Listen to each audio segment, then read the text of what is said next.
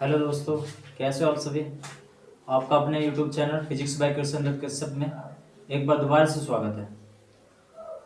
मैं जो topic start करने जा रहा हूँ आज, लाइट की बेसिक थ्योरी के बारे में बात करने जा रहा हूँ। क्योंकि जब लाइट की बेसिक थ्योरी के बारे में पता नहीं रहेगा बच्चों को या किसी को भी, तो जब तक आगे की चीज़ें हम सही तरीके से नहीं समझ पाएंगे।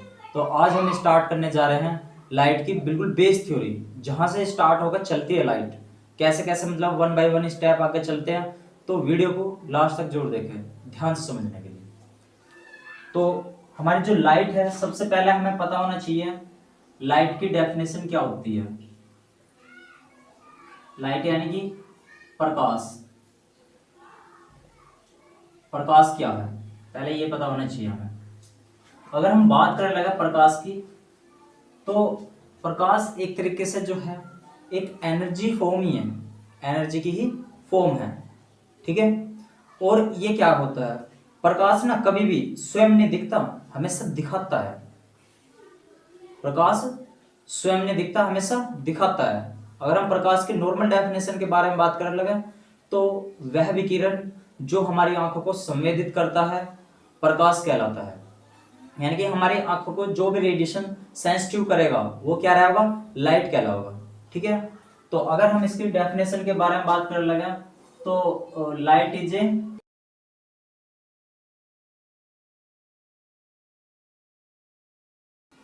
क्या है, एक एनर्जी फॉर्म है, यानी कि ऊर्जा का ही एक रूप है, ऊर्जा का ही एक रूप है। और हम बात कर रहे हैं नेक्स्ट कर लगा वह विकिरण, यानी कि एक तरीके से रेडिएशन, वह विकिरण जो हमारी आंखों को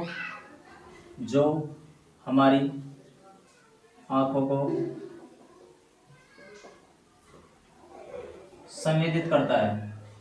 संवेदित करने का मतलब क्या होता है, कोई भी चीज हमारी आंख पर पड़ रही है, इस चीज को जो बताए वो क्या है, प्रकाश है। यानी संवेदित करने का मतलब आंख को संवेदित करता है, प्रकाश कहलाता है, प्रकाश कहलाता है। अगर हम आगे बात कर ले लग जाए कि जो लाइट होती है उसकी स्पीड कितनी होती है, तो वैक्यूम में जो वैक्यूम यानी कि निर्वात में जो लाइट स्पीड होती है, यानी कि प्रकाश की जो चाल होती है, लाइट स्पीड, वो होती है 3 × 10⁸ मीटर पर सेकंड। इसका मतलब ये है कि ये वैक्यूम क्या है, वैक्यूम का मतलब होता है कोई भी एक ऐसा चैम्बर जिसमें से सारी जितनी भी गैस हैं या जितनी भी एयर है बाहर निकाल ली जाए, ठीक है। यानी कि एक तरीके से कोई भी मीडियम ना रहे। तो यानी कि एक बात तो यहां से स्पष्ट होगी कि प्रकाश को जो चलने के लिए जो है ना, किसी भी मीडियम की जरूरत नहीं होती। यानी कि लाइट को जो है, लाइट को अगर आगे बढ़ना है तो इसे किसी भी मीडियम की जरूरत नहीं पड़ेगी, मीडियम की जरूरत नहीं पड़ेगी, ठीक है भाई। तो ये था हमारा लाइट की डेफिनेशन और लाइट के बारे में थोड़ी चीजें, ठीक है। इसके बाद हमारा जो लाइट के में सबसे पहला टॉपिक होता है, उस टॉपिक का नाम है, आज का टॉपिक स्टार्ट कर रहे हैं, रिफ्लेक्शन। रिफ्लेक्शन, ठीक है भाई। रिफ्लेक्शन को हिंदी में बोलते हैं परावर्तन। तो थोड़ा ध्यान से समझेंगे रिफ्लेक्शन क्या होता है, परावर्तन क्या होता है। जैसे सपोज करो हमारे पास ये कोई मिरर है, हम ऐसा कह सकते हैं मिरर टाइप का। मिरर की क्या प्रॉपर्टी होती है, मिरर हमेशा वन साइडेड में क्या होता है, अपनी हम इमेज देख सकते हैं, और दूसरी साइड में हमेशा क्या होता है, रेड ऑक्साइड की या किसी भी तरीके की पॉलिश करी हुई होती है। यानी कि मिरर की क्या प्रॉपर्टी है, इस वाली साइड में तो क्या क्या करा जाए, ये वाला जो प्लेन लिया जाता है इस पर पॉलिश कर दी जाती है, और इधरली साइड से जो है ये जो सरफेस है इसे बोलते हैं रिफ्लेक्टेड सरफेस। रिफ्लेक्टेड सरफेस, थोड़ा ध्यान समझेंगे। जब कोई प्रकाश किरण, जब कोई प्रकाश किरण आती है और इस पे पॉलिशदार या किसी भी चिकने तल पर टकराती है तो उसका अधिकांश भाग जो है, ये जो आ रही है किरण, इसका अधिकांश भाग इसी वाले मीडियम में वापस चला जाता है। ठीक है, कोई भी यानी कि आपतित किरण आई यानी कि इंसिडेंट रे आई, इंसिडेंट रे आई यानी कि आपतित किरण किरण आई और इस सरफेस पे वो टकराई इस पॉइंट पे और ये ऐसे चले गई। ये जाने वाली को बोलते हैं हम रिफ्लेक्टेड वेव, यानी कि इसे बोलते हैं हिंदी में परावर्तित किरण। यानी कि कोई भी लाइट आई और रिफ्लेक्टेड होकर कहां पे चली गई, मतलब उसी मीडियम में चली गई। यानी कि इसका इस वाली लाइट का जो है मोर देन पार्ट यानी कि अधिकांश हिस्सा इसी मीडियम में टकरा कर चला गया है। तो इस पूरे फिनोमेना को बोलते हैं परावर्तन यानी कि रिफ्लेक्शन। इसमें जो बिल्कुल मिड में होता है इसे बोलते हैं इंग्लिश में नॉर्मल। क्या बोलते हैं इसे? नॉर्मल। और हिंदी में बोलते हैं इसे अभिलंब। ठीक है भाई, दोबारा समझने की कोशिश करेंगे इसे। रिफ्लेक्शन यानी कि परावर्तन क्या होता है, यानी कि कोई भी लाइट आई यानी कि इंसिडेंट रे बोलते हैं इसे, यानी कि आपतित किरण आई और एक सरफेस पे यानी कि नीचे जो इसका पॉलिश कर रखी है दूसरी सरफेस पे, तो इस यानी कि जैसे कोई एक मिरर हुआ, मिरर पर टकराने के बाद में उसी मीडियम में वापस चली गई अधिकांश हिस्सा इसका मोर देन पार्ट यानी कि रिफ्लेक्टेड हो गई हो, तो इसे क्या बोलते हैं? रिफ्लेक्टेड वेव बोलते हैं यानी कि परावर्तित किरण। तो इस पूरे फिनोमेना को क्या बोलते हैं हम? Reflection, light of reflection. ठीक है भाई, तो अब इसके दो रूल होते हैं, इन दो रूल को ध्यान से समझेंगे। रिफ्लेक्शन के टू रूल हम स्टार्ट कर रहे हैं। रूल्स ऑफ रिफ्लेक्शन, रिफ्लेक्शन तो हमने पढ़ लिया था यानी कि परावर्तन क्या है। रूल्स ऑफ रिफ्लेक्शन यानी कि हिंदी में बोलते हैं इसे परावर्तन के नियम। ठीक है भाई, अगर हम बात करने लग जाए रिफ्लेक्शन के दो रूल होते हैं। कितने रूल होते हैं? दो रूल। परावर्तन के यानी कि रिफ्लेक्शन के टू रूल होते हैं, टू रूल्स। कौन कौन से होते हैं थोड़ा ध्यान समझने की कोशिश करेंगे। पहला लो जो होता है, सपोज करो कोई भी ये सरफेस है, इस पे एक साइड में पॉलिश कर रखी है, ये इंसिडेंट वेव आई, ठीक है, रे आई यानी कि आपतित किरण, ये परावर्तित होगी, आने वाली को क्या बोलते हैं? आपतित किरण। ये फर्स्ट रूल है, आपतित किरण यानी कि इंसिडेंट रे। और ये रिफ्लेक्टेड हो गया, इधर चली गई, इसे बोलते हैं रिफ्लेक्टेड रे यानी कि परावर्तित किरण। और ये जो बिल्कुल मिड में होता है इसका, ये क्या होता है? नॉर्मल यानी कि अभिलंब। इसे इंग्लिश में कहते हैं नॉर्मल और हिंदी में कहते हैं अभिलंब। ठीक है भाई, अगर हम देख रहे हैं सही तरीके से तो आने वाले इंसिडेंट रे और जाने वाले रिफ्लेक्टेड रे और नॉर्मल तीनों एक ही पॉइंट पे लाई कर रहे हैं।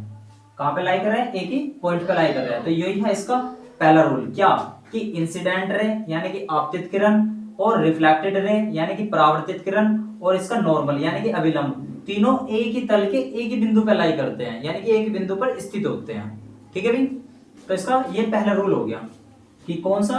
कि इंसिडेंट रे और रिफ्लेक्टेड रे और नॉर्मल यानी कि आपतित किरण, परावर्तित किरण तथा अभिलंब तीनों एक ही तल के एक ही बिंदु पर लाई कर रहे हैं। ठीक है भाई, ये इसका फर्स्ट रूल हो गया। सेकंड रूल होता है, सपोज करो ये इंसिडेंट रे है, ये अभिलंब के साथ यानी नॉर्मल के साथ कोई भी एंगल बना रही है। सपोज करो एंगल बना रही है आई और ये वाली जो जाने वाली है ये भी एंगल बना रही है, सपोज करो आर।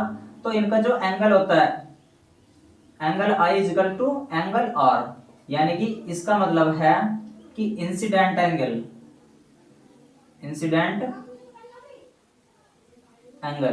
इजिकल टू किसके रहा होगा? रिफ्लेक्टेड एंगल के। ठीक है भाई। तो इसका मतलब है आपतन कोण इजिकल टू रहेगा परावर्तन कोण के, यानी कि आपतन कोण जो है सदैव परावर्तन कोण के बराबर होता है। क्यों? इसका सेकंड रूल है किसका? परावर्तन का, कि आपतन कोण सदैव परावर्तन कोण के बराबर होता है। ठीक है भाई, ये थे हमारे रूल्स ऑफ रिफ्लेक्शन। इसके बाद हमारा जो टॉपिक चल रहा है नेक्स्ट आ गया लाइट का, वो उस टॉपिक में बढ़ते हैं। नेक्स्ट टॉपिक आता है रिफ्रैक्शन।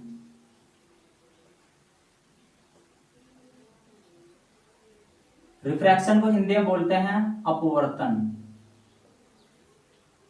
ठीक है भाई, यानी कि रिफ्रैक्शन ऑफ लाइट क्या होता है, यानी कि प्रकाश का अपवर्तन क्या होता है, थोड़ा ध्यान से समझने की कोशिश करेंगे। तो सपोज करो इसमें क्या होता है, इसमें ये कोई एक बाउंड्री कंडीशन ले ली। बाउंड्री का मतलब है यहां से मतलब मीडियम चेंज हो रहे हैं। ऊपर जो है पहला मीडियम है, यानी कि मीडियम फर्स्ट, यानी कि माध्यम फर्स्ट, और यहाँ पे बाउंड्री से नीचे नीचे जो है मीडियम है सेकंड। ठीक है भाई, यानी कि माध्यम सेकंड। ठीक है भाई, तो इसमें क्या होता है, कोई एक इंसिडेंट रे आ रही है, यानी कि आपतित किरण, ये बीच में क्या है, नॉर्मल है।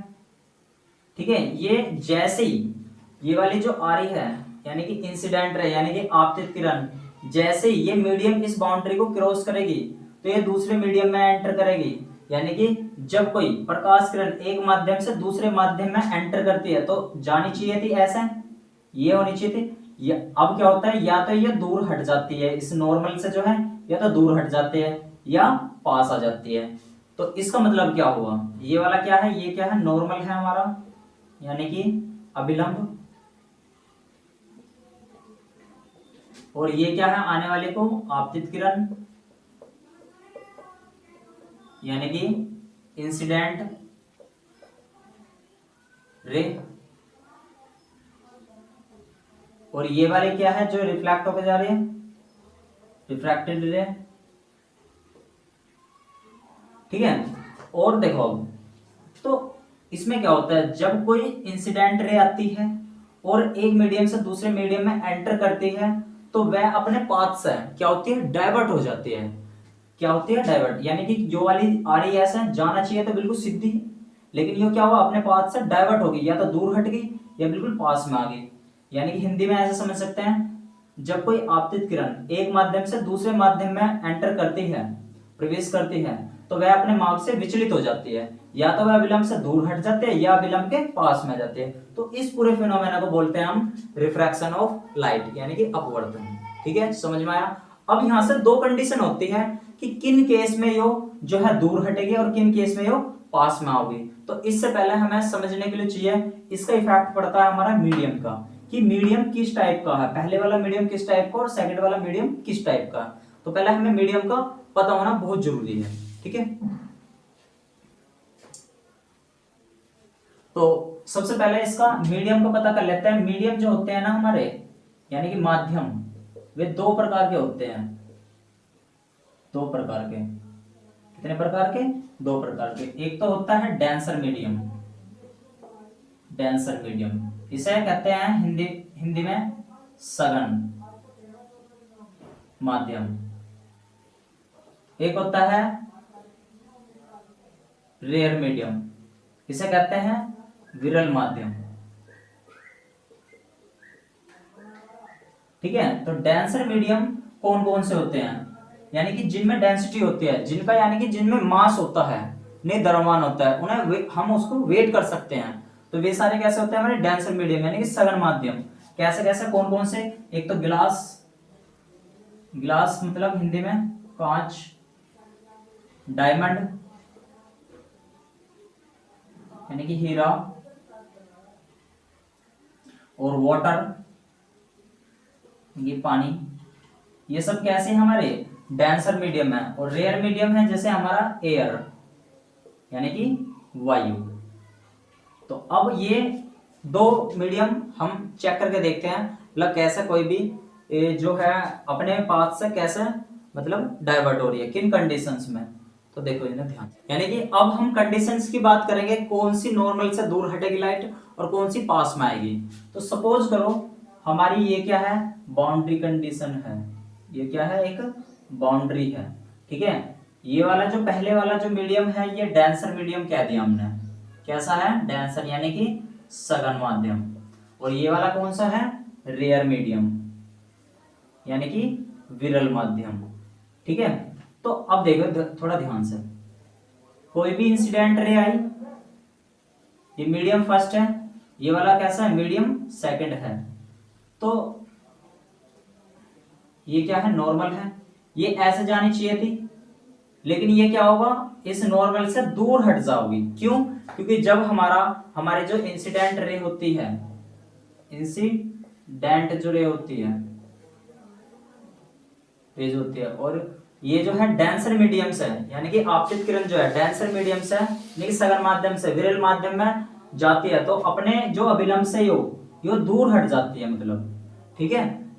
तो ये कंडीशन होगी एक, तो यानी कि इसे ऐसे भी याद रख सकते हैं, डी फॉर डेंसर और आर फॉर रेयर, यानी कि इसका अगर डर ले लेना हम, इसका डी ले लेना, और ये आर यानी कि डर से जो है, डी से आर, डर से आदमी दूर हट जाता है। तो इसी प्रकार से ये जो किरण है डेंसर से रेयर मीडियम में जाओगी तो दूर हट जाओगी, ठीक है। ये मीडियम फर्स्ट था और ये मीडियम सेकंड था, यानी कि सेकंड वाला मीडियम कैसा था, हमारा रेयर था। अब इसकी दूसरी कंडीशन पढ़ेंगे हम ध्यान से, कि अगर सपोज करो इसी में ये बाउंड्री कंडीशन है, अब की बार जो है रेयर मीडियम ऊपर ले लिया, यानी कि विरल माध्यम, और ये वाला क्या है, डेंसर, देखिए डेंसर यानी कि सघन माध्यम। तो इसमें ये बीच में नॉर्मल है, कोई भी इंसिडेंट लाइट आई ऐसे, तो क्या होनी चाहिए थी, मतलब सीधी जानी चाहिए थी, ये जो है नॉर्मल के बिल्कुल पास में आ जाती है, ये क्या हो जाती है, नॉर्मल के बिल्कुल पास में आ जाती है। तो यानी कि जब हमारा रेयर से डेंसर में जाती है कोई भी लाइट, ठीक है, तो क्या होता है, बिल्कुल पास में आ जाती है, किसके, नॉर्मल के, यानी कि अभिलंब के। तो ये दूसरी कंडीशन थी इसकी, कंडीशन सेकंड। तो बात समझ में आई होगी कि रिफ्रैक्शन कैसा काम करता है, मतलब, ठीक है। इसके भी दो रूल होते हैं, उन दो रूल को ध्यान से समझते हैं। रिफ्रैक्शन के भी दो रूल होते हैं, यानी कि अपवर्तन के नियम, रिफ्रैक्शन,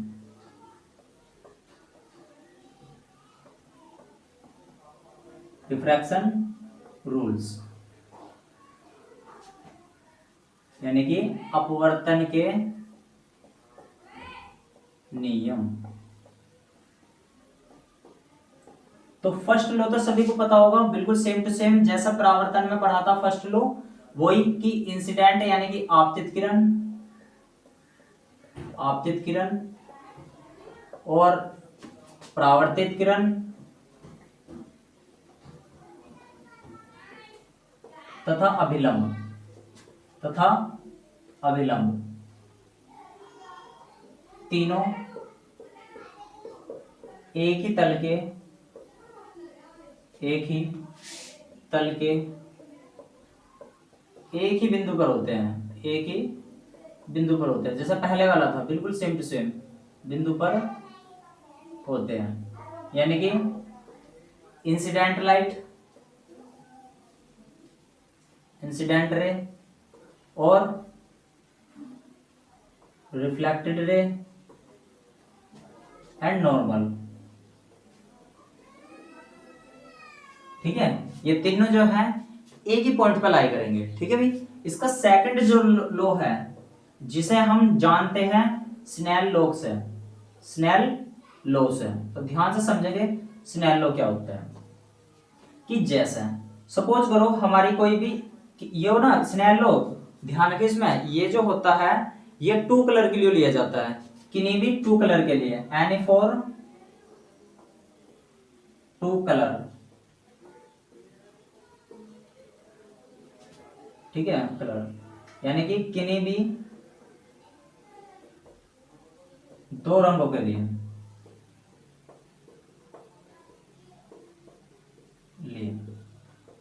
ठीक है, किन्हीं भी दो रंगों के लिए। सपोज करो हमारी जो एक इंसिडेंट एंगल बनना है, उसकी जो जेर है होगी यानी कि साइन आई, और रिफ्लेक्टेड एंगल जो बनेगा उसकी जो जेर है होगी यानी कि साइन आर, ये क्या रहेगा, एक कांस्टेंट रहेगा।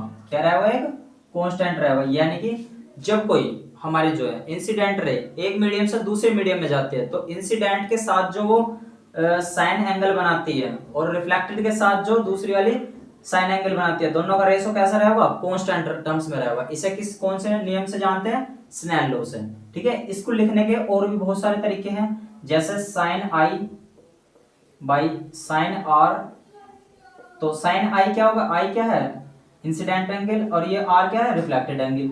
यो एक मीडियम से दूसरे मीडियम में जा रहा, तो जब एक मीडियम से दूसरे मीडियम में जाता है तो इस प्रकार से लिखते हैं 1n2। या इसका दूसरा तरीका है कि sine I by sine R equal to n2 upon n1। n1 और n2 जो है रिफ्लेक्टिव इंडेक्स है हमारे, यानी कि अपवर्तन है पहले वाले मीडियम के लिए और दूसरे वाले मीडियम के लिए।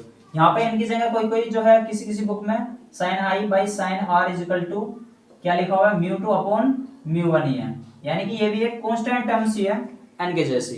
ठीक है, आई होप सभी को समझ में आया होगा। ठीक है, नेक्स्ट टर्म्स जो है नेक्स्ट लेक्चर में इसकी नेक्स्ट टर्म्स मिल जाएगी। धन्यवाद।